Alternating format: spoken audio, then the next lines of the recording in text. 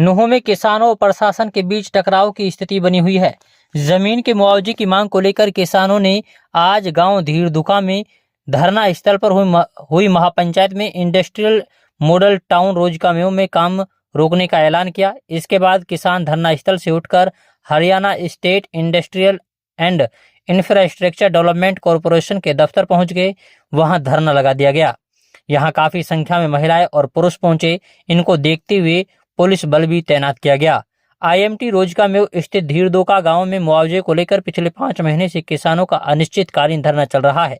9 गांव के किसानों ने आज एक बार फिर महापंचायत बुलाई। इस महापंचायत में किसानों ने कहा कि प्रशासन को दिया गया 35 दिनों का समय पूरा हो गया, लेकिन प्रशासन की ओर से कोई जवाब नहीं आया। इसके बाद किसान व महिलाएं HSIIDC के ऑफिस के आगे पहुंच गए। किसान नेता रवि आजाद ने प्रशासन को किसानों की मांगों के बारे में जानकारी दी। इस पर नूंह के SDM विशाल ने बताया कि 23 अगस्त को किसानों की CM नायब सिंह सैनी के प्रधान सचिव से मीटिंग होगी।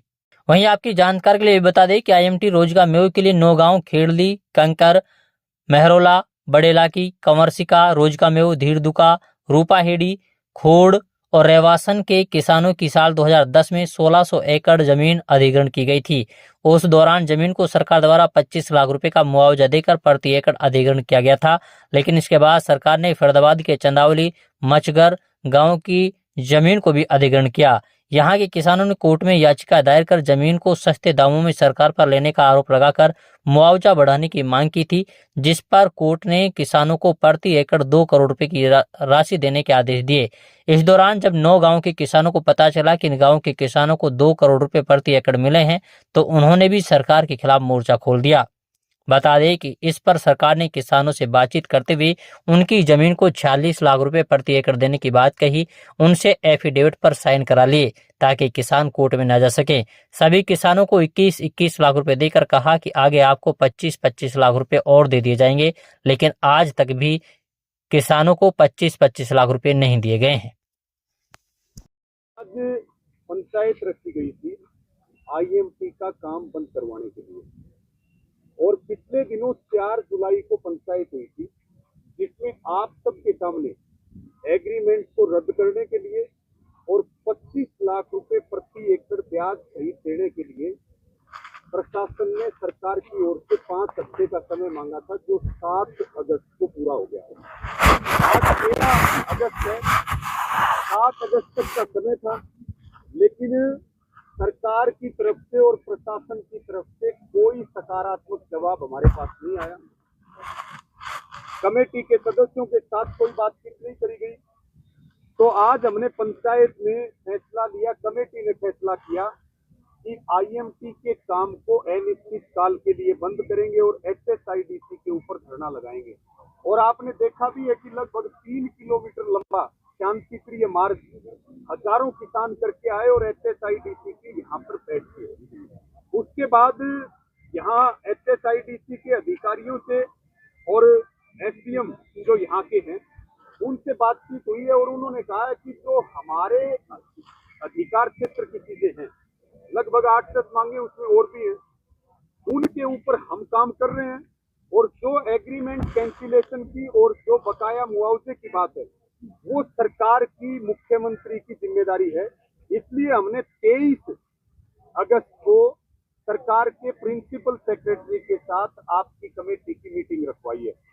और हम ये बात पहले दिन से कह रहे थे कि आप माध्यम बनिए और सरकार से वार्ता करवाइए।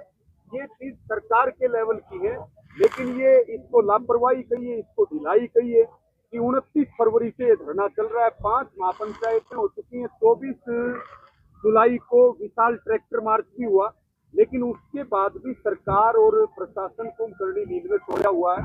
हमें पूरा भरोसा है कि 23 अगस्त को जो मीटिंग होगी उसमें सकारात्मक परिणाम निकलेंगे। धरना हमारा लगातार जारी रहेगा धीरदोका में, और हम एक कदम इसलिए पीछे हटे हैं कि मीटिंग की बात आई है, अन्यथा 23 अगस्त के बाद फिर हम काम बंद करवाने के लिए महापंचायत करके कड़े कदम उठाएंगे।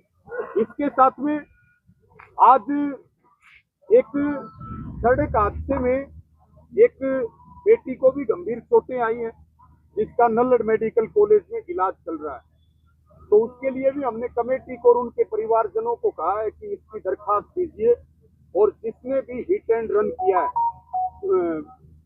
खेत मार करके और भागने की कोशिश की है, उसके खिलाफ मुकदमा दर्ज किया जाए। और एक घटना जो आज यहाँ घटी, हम 22 जिलों में हरियाणा में जाते हैं, देश के दूसरे राज्यों में आंदोलन करने के लिए जाते हैं, लेकिन हमने कभी भी सिविल वर्दी में पुलिस के लोगों को लट लेकर के नहीं देखा। लेकिन आज यहाँ पर पुलिस प्रशासन की तरफ से बहुत सारे अनगिनत लोग, बार बार मार्च में गाड़ी को हमारे आगे घुमाया जा रहा था, तो बिना नंबर प्लेट की गाड़ी थी। सीआईए के लोग सिविल वर्दी में यहाँ पे घूम रहे थे, उनके हाथों में लठ थे। आपने देखा, उस बात को हमने माइक से भी उठाया और हमने कहा, क्या ये कानून में है कि सिविल वर्दी में पुलिस के लोग जो है वो लठ लेकर के और प्रोटेस्ट के अंदर ड्यूटी दे सकते हैं?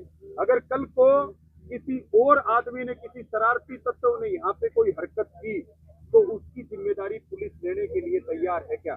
उससे भी प्रशासन ने स्पष्ट किया कि ये बात कानून के खिलाफ है, इस बात को हम मानते हैं और इनको, सिविल वर्दी वालों को हमने हटाया है और आगे से इनको नहीं लगाएंगे। इस बात के ऊपर भी यहाँ के जो पुलिस अधीक्षक है, जो सुप्रिंटेंडेंट ऑफ पुलिस है, वो इस बात को गंभीरता से लें कि इस तरह से हजारों लोगों के बीच में जो एक संवेदनशील क्षेत्र है, जो पीछे दंगों से गुजरा है, वहां पर आप लोगों को भड़काने के लिए अगर इस तरह की हरकत करोगे तो निश्चित तौर पर आपके ऊपर, प्रशासन के ऊपर और सरकार के ऊपर गंभीर सवाल खड़े होंगे। जी।